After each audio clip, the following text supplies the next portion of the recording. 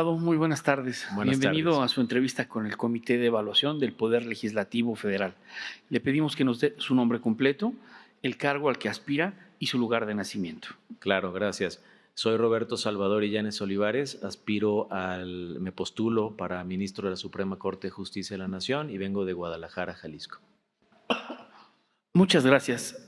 Abogado, comienzo yo con las preguntas. En materia de supremacía constitucional, explíquenos si encuentra usted una contradicción o una suprasubordinación entre los artículos 1 constitucional y 133. No encuentro ninguna contradicción y, por el contrario, tampoco una suprasubordinación, más bien encuentro una complementariedad. El artículo 1 constitucional, con su modificación, con su reforma del 2011, amplió el espectro totalmente de los derechos humanos de este país. Y el 133, que contempla los tratados internacionales como una incorporación a nuestro sistema interno normativo, a mí me parece que ya no existe esa contradicción. Antes incluso había criterios encontrados, el primero que si la Constitución tenía supremacía sobre el tratado internacional y luego si el tratado la tenía y luego de regreso. A mí me parece que son complementarios. Nuestra Constitución tiene las herramientas necesarias para juzgar, para impartir justicia, y solo cuando se contemplen mayores derechos en beneficio del justiciable, entonces habría que voltear a ver la norma internacional. Me parece que atento al principio de progresividad y una mayor protección. Antes me parece que es innecesario.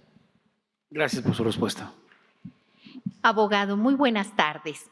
Buenas tardes. Conforme su semblanza curricular, usted tiene experiencia en acciones colectivas. ¿Nos pudiera hablar de los criterios del Poder Judicial de la Federación sobre la legitimación para ejercer esas acciones y criterios sobre este tema, de favor? Muchísimas gracias.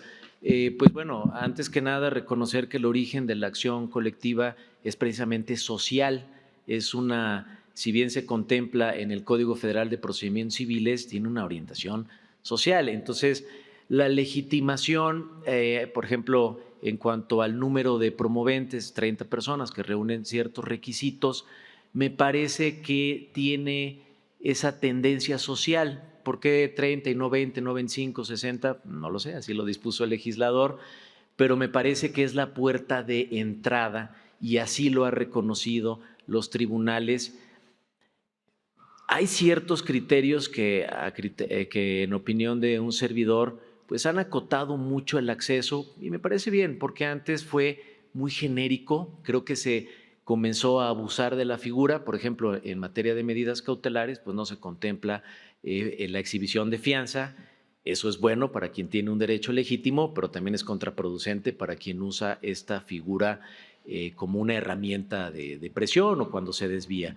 Entonces, me parece que el tema de la legitimación hoy por hoy está equilibrado y garantiza el uso efectivo de esta herramienta. Gracias por su respuesta. Gracias a usted. Sí. En el tema de la reforma constitucional de junio de 2008, específicamente al artículo 17, se incorporan los mecanismos alternativos de solución de controversias a implementarse en todas las materias, ¿no? Primero penal y después en todas las materias. El año pasado se publica la Ley General de Mecanismos Alternativos de Solución de Controversias. Esto ligado a los procedimientos de oralidad que se han estado implementando, penal, laboral y en el tema civil y familiar. Todas las entidades, todos los poderes de la República Mexicana tienen centros de mecanismos alternativos años atrás. Sin embargo, en el Poder Judicial Federal no se ha implementado estos mecanismos alternativos. Usted, de ser electo como ministro de la Suprema Corte de Justicia de la Nación, ¿qué haría para fomentarlos como acceso a la justicia? Sé perfecto o más o menos que tendrá una función jurisdiccional usted, pero también una parte importante en las decisiones de políticas para mejorar la justicia. Definitivamente hay que propiciarlo. Es extraño, pero comprensible que a nivel federal no existan esos mecanismos. Es extraño, bueno, porque pues debe ser la evolución del derecho. Se comprende porque la acción jurisdiccional por excelencia en materia federal es el juicio de amparo, rigen principios diferentes a los que se ventilan en ese tipo de procedimientos civiles, familiares, penales, de oralidad. Yo definitivamente lo impulsaría. ¿Cómo? Yo lo haría en dos vertientes. Pues no se puede hacer si no hay una reforma a la ley, ese le corresponde al Poder Legislativo, pero sí mediante convenios de colaboración con ese tipo de instituciones y propiciando la ejecución de ese tipo de convenios. La justicia, esto obedece precisamente a la saturación, a la falta de acceso a la tutela judicial y a veces a la falta de eficacia de las resoluciones judiciales, porque ahí es donde empieza otro cantar. Lo hemos visto, hay una jurisprudencia de la Corte ya de algunos años que dice acceso a la tutela es precisamente acceder, ofrecer pruebas, rendir alegatos, que se dicte una sentencia, pero que se ejecute la sentencia. Es fundamental. Que dicho sea de paso, esa jurisprudencia habla como una etapa del debido proceso legal también de los alegatos que han sido desdeñados tradicionalmente por nuestro sistema judicial. Incluso hay criterios previos que hablan de que no deben de ser respondidos. A mí me parece que esa fórmula ya no es sostenible. ¿Por qué hago referencia a eso? No es un desvío de su pregunta, sino que debemos de usar todos los mecanismos que se tengan a la mano para dar la respuesta a la necesidad, al alivio de acceso a la tutela judicial, entre ellos precisamente esos mecanismos. ¿Cómo impulsaría yo eso? Bueno, a través de la cátedra, a través de facilitar la ejecución en el nivel federal. Van a llegar con convenios en ejecución que parten del nivel local, pero a final de cuentas se resuelven en el nivel federal. Hay que ser proactivos para validar a nivel federal esos sistemas. Muy bien, gracias. Bien, nos queda todavía tiempo para una pregunta adicional. ¿Nos podría dar su opinión respecto de las suspensiones otorgadas por jueces de distrito en contra de la implementación de la reforma que nos ocupa? ¿Y qué opina del Comité de Evaluación del Poder Judicial que decidió no acatar la sentencia de la Sala Superior del Tribunal Electoral? Bueno, mire, hay que analizarlo de estricto derecho, porque esta ciencia tiene que tener dos manos, el estricto derecho como tal y también la sensibilidad de quien es el justiciable. En estricto derecho eran simplemente improcedentes, no hay mucho más que discutir. No se acataron, bueno, pues recuerdo aquella reserva humana que incluso se reconoce, que se incorporó después de los juicios de Nuremberg en otra medida, pero se tiene el derecho. La suspensión es la herramienta más fuerte que se contiene en nuestro sistema judicial. Debe de ser utilizada con esa contundencia, pero también con esa prudencia. Me parece que se confundió el discurso de la independencia de poder. No hubo un ataque a la independencia del Poder Judicial, al contrario, hubo una complementariedad.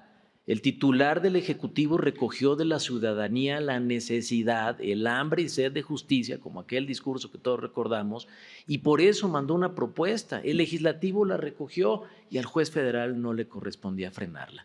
La suspensión no es para ponerse o posicionarse por encima de ningún otro poder. La ley tiene la presunción de ser justa. Luego entonces se rompía el principio de apariencia del buen derecho y peligro en la demora. Era técnicamente improcedente. Fue válido, hubo obviamente un espacio ahí de niebla entre, oye, qué tan prudente o qué tan legal, qué tan legítimo es que no se hayan acatado esas suspensiones. No había antecedente.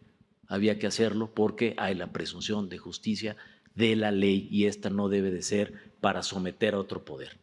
Gracias. Quedan escasos 2 minutos y medio para sus propuestas respecto de la justicia mexicana en caso de llegar a ser ministro de la Corte. Bueno, primero que nada, hablar de mi visión muy particular que me he formado durante 24 años de litigio. También empecé, como comúnmente se dice, de chícharo en un juzgado civil, cosiendo expedientes, foliando, sellando y viendo las dificultades y cómo el funcionario judicial pareciera que tiene un no grabado en la frente. Llega el justiciable y todo es difícil, todo es tortuoso, y hablo en cualquier instancia. Mi óptica es que debe haber un grado de profesionalismo muy alto, es una ciencia, tiene principios estrictos, no se puede minimizar eso sobre pretexto de evitar formalidades. Es una ciencia, tiene cierto rigor, y parte de la corrupción a la que obedece esta reforma no solo fue el intercambio de dinero por resoluciones, también la ignorancia o la falta de preparación es una forma de corrupción. Yo pugnaría por la alta especialización por un lado, pero tampoco convertiría a los ministros y en general a ningún juzgador en algo solemne, inalcanzable. El juzgador tiene que tener una alta especialización, lo repito por última vez, pero también tiene que tener una sensibilidad de a quién está juzgando, y juzga a dos personas: al gobierno como autoridad responsable a través de sus actos reclamados, o también cuando es accionante, por ejemplo lo vemos en el sistema de administración tributaria, y al gobernado de a pie. Tiene que conjugar, tiene esa labor de aplicar una ciencia muy profesional, de manera muy instruida, y esa sensibilidad que propongo, la alta capacitación, pero también la alta sensibilidad de los funcionarios, empezando por los ministros de la Suprema Corte. Deben de saber que son servidores, que no están por encima de nadie, que su puerta debe de estar abierta para los justiciables.